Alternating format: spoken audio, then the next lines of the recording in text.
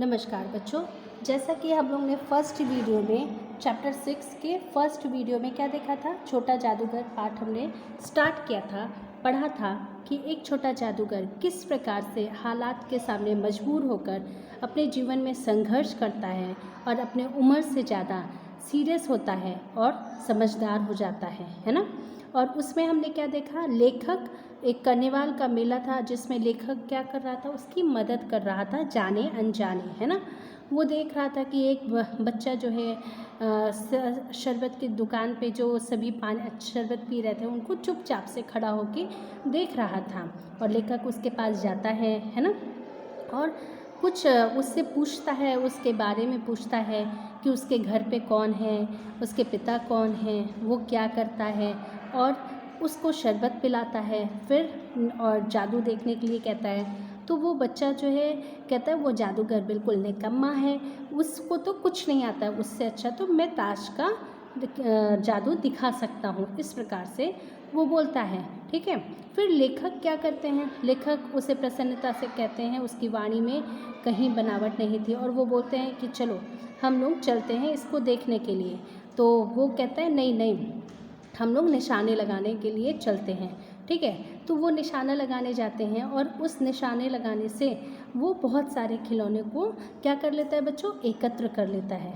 और जब एकत्र कर लेता है तो उसी क्षण एकत्र करने के बाद तुरंत वो क्या करता है, तुरंत जो है वो खिलौनों को लेकर के वो चला जाता है। ठीक है, फिर इस चीज़ से लेखक बड़े आश्चर्य होते हैं कि ऐसा कैसे कि आँख तुरंत जो है वो बदल गया, उसको जैसे ही मिला और वो तुरंत यहाँ से चला गया, और इस चीज़ से वो बड़ा आश्चर्य में होते हैं। फिर एक दूसरे दिन उसको वो मिलते हैं, ठीक है, और लेखक वहाँ अपनी पत्नी के साथ होते हैं, हाँ, खाना खा रहे होते हैं तो झूले पर से एक बच्चे की आवाज़ आती है कि जो है बुलाता है लेखक को। तो लेखक बड़े गुस्से में होते हैं, ठीक है, और कहते हैं कि तुम यहाँ से जाओ, मुझे अभी तुम्हारा जो है खेल नहीं देखना है, तुम्हारा जादू नहीं देखना है। क्रोध में आकर के उससे कहते हैं जा रहा, ठीक है, जाने को कहते हैं। फिर उनकी जो पत्नी है वो पत्नी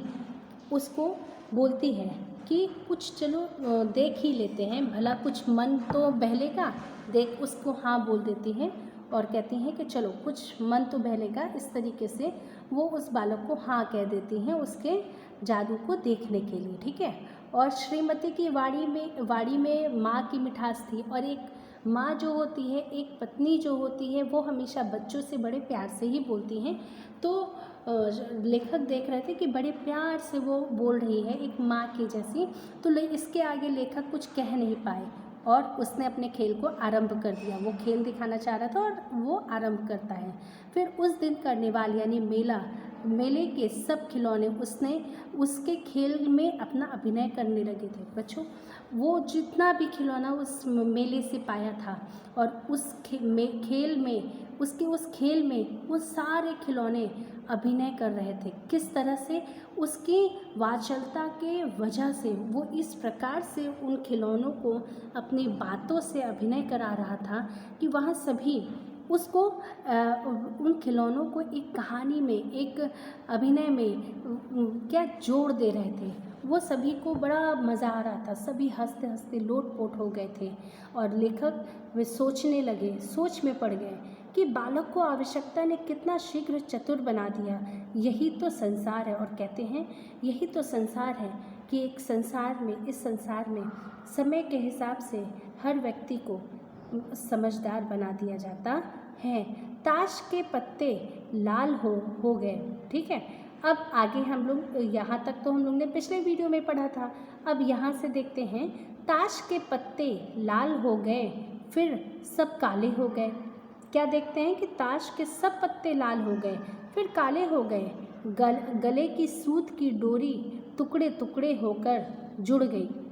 मतलब ये सारे खेल वो दिखा रहा था कि गले की जो रस्सी है वो टुकड़े टुकड़े होकर जुड़ गई। लट्टू अपने आप नाच रहे थे। मैंने कहा अब बहुत हो चुका, अपना खेल बटोर लो, हम लोग भी अब जाएंगे। और जो है लेखक कहते हैं अब बहुत हो चुका, तुम अपने खेल बटोर लो, अब हम लोग जाएंगे।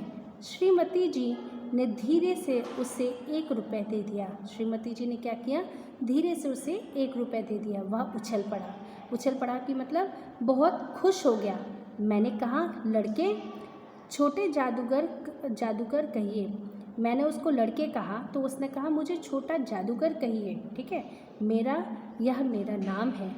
वो लड़का कहता है, मुझे छोटा जादूगर कहिए, यह मेरा नाम है, इसी से मेरी जीविका है, यानी रोज़ी रोटी है, मैं खाता हूँ, इसी से खाना खाता हूँ, ठीक है, तो इसलिए मुझे क्या कहिए, छोटा जादूगर कहिए। मैं कुछ बोलना ही चाहता था कि श्रीमती जी ने कहा, अच्छा तुम 1 रुपये से क्या करोगे।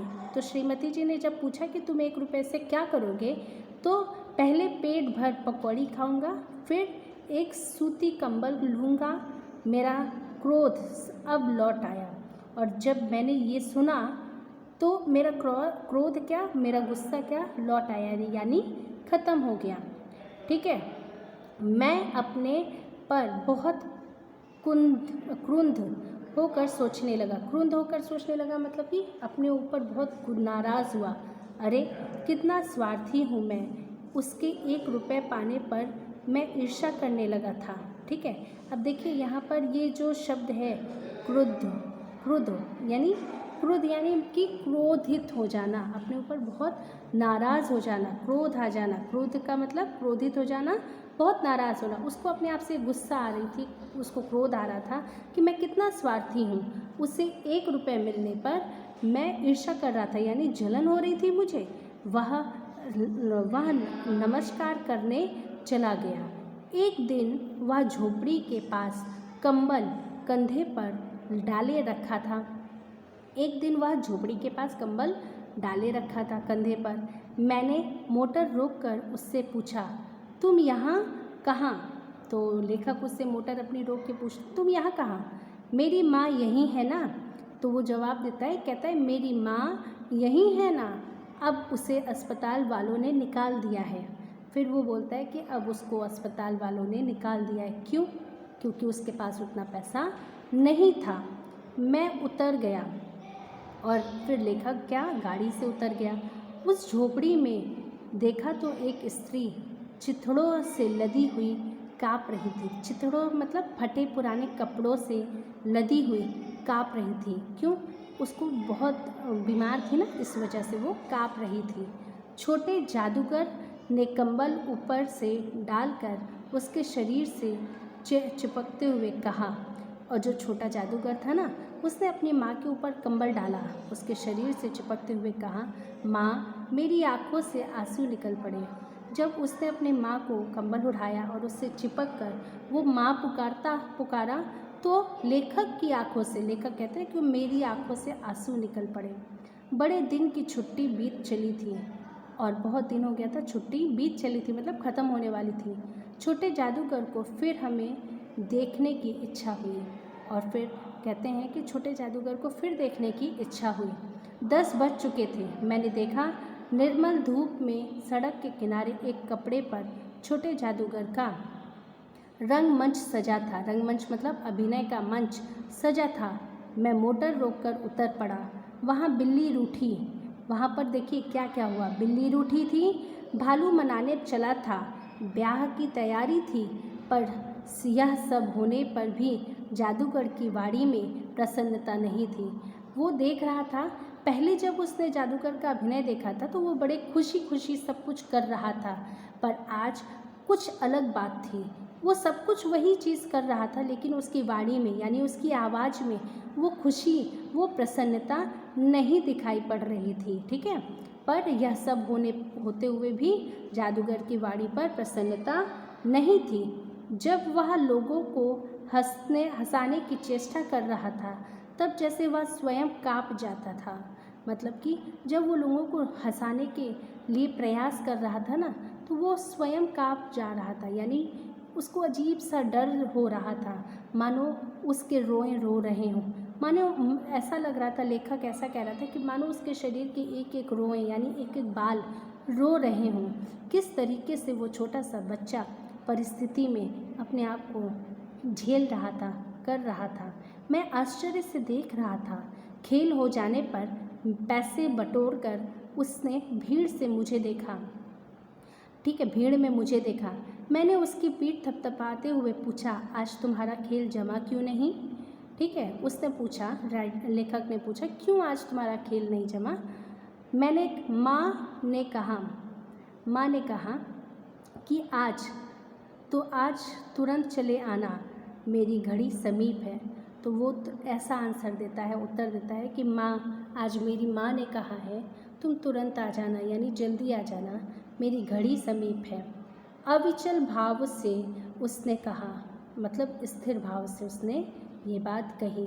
तो एक बच्चे को ये जानते हुए कि उसकी एक माँ ही है जो वो भी जाने वाली है और पिता जेल में है, इसके बाद उसके पास कोई नहीं होगा, तो बच्चों उस बच्चे की क्या स्थिति होगी। इसी वजह से वो लोगों को हंसते हुए देख रहा था, तो वो काँप जा रहा था, डर जा रहा था, उसके चेहरे पे हंसी नहीं थी।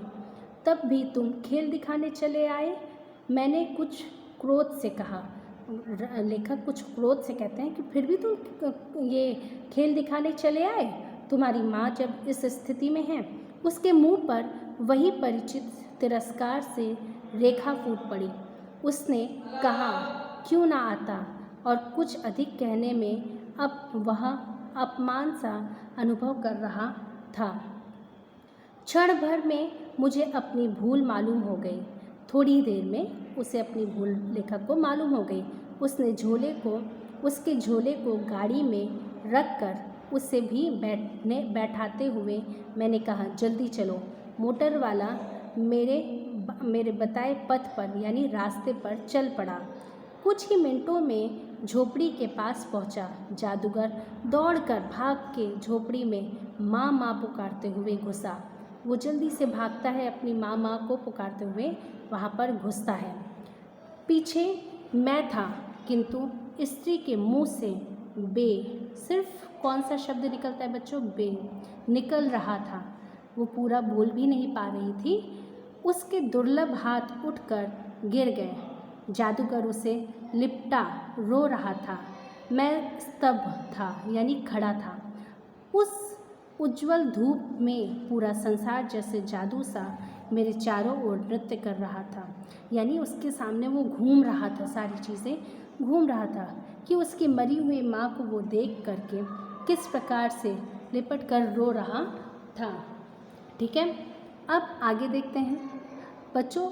ये जो कहानी है इस प्रकार से देखिए, आपने क्या देखा कि एक बच्चा किस प्रकार से अपनी पूरी ज़िंदगी अपनी माँ के दवा में और अपने पेट पालने में बिताता गया। जब वो समझदार हुआ, खेलने की उम्र में, उसने किस प्रकार से कितनी मेहनत की, हर एक चीज़, हर एक परिस्थिति के हिसाब से वो ढलता गया और आखिर में उसको क्या मिला?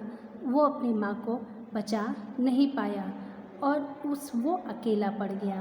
तो बच्चों, इस प्रकार से ये कहानी ख़त्म होती है और इस कहानी से हमें क्या शिक्षा मिलती है कि परिश्रम और बुद्धि का सही उपयोग, स्वावलंबन बनना, प्रेम, मात्र प्रेम, आत्मगौरव का संदेश, यह पाठ हमें इन्हीं सब चीज़ों की शिक्षा देता है।